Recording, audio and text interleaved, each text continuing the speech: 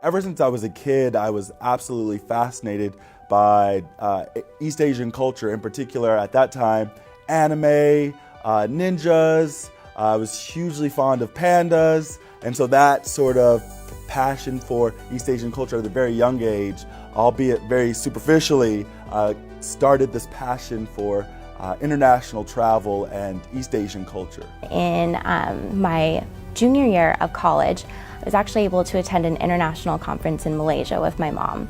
I loved every second of it, and it really kind of sparked the wanderlust in me.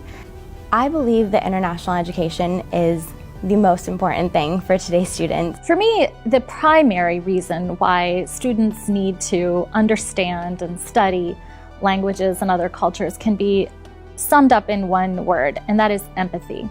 In order to understand what one is studying and to understand the people one is trying to understand, you have to be able to extend intellectual empathy to the other culture and to the other language.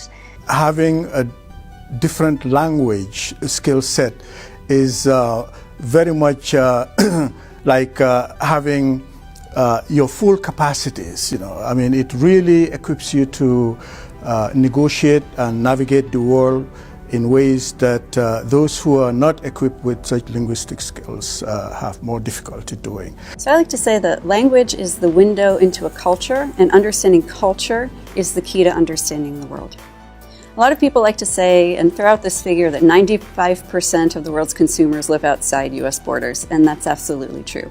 And with that comes the fact that 80% of the world's purchasing power is also outside US borders. And something like 92% of economic growth and development is also outside US borders. So our students need to be able to develop the language skills and the cross-cultural competence, understand regional markets, in order to harness what is happening outside of US borders, to harness that global economy for the benefit of the United States. You have these global hubs, of innovation here and there. Businesses having these different supply chains, being located in different parts of the world. And if I really wanted to potentially pursue a business degree, international sounded great, and I would have to learn more about different cultures.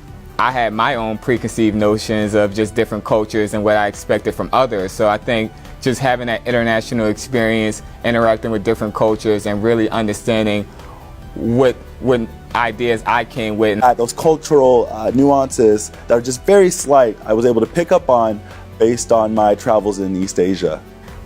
While abroad, I took a certain number of cross-cultural communication courses.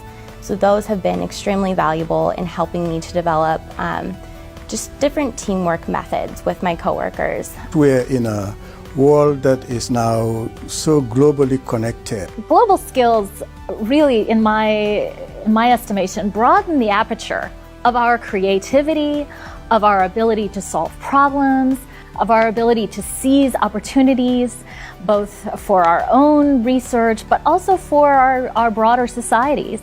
Just because they have certain barriers through language or financial constraints does not mean that you don't have the opportunities to go forward and pursue international studies. I think it's actually important to get more students who are studying, that have interest in international affairs coming from diverse backgrounds and diverse concentrations.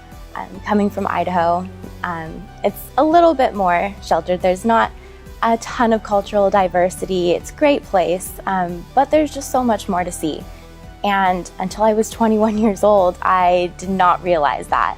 So the fact that in 3 years, I've now been able to see 24 different countries and just expand my horizons and really get a sense for all of the different cultural diversity that the world holds has been the most incredible experience. And I think that every student should really take the opportunity to try to do that for themselves.